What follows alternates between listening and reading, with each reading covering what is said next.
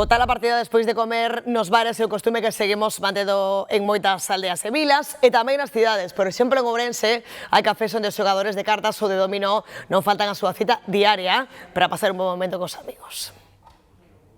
Por que matas?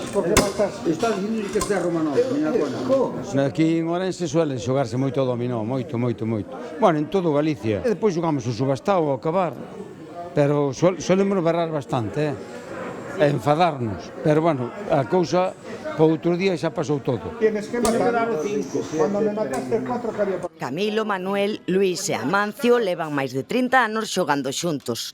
35 años hace que jugamos al dominó. Primero jugábamos allí arriba y después vinimos para aquí. Nunca hai unha xogada igual. Nin todos os dominós se xogan igual.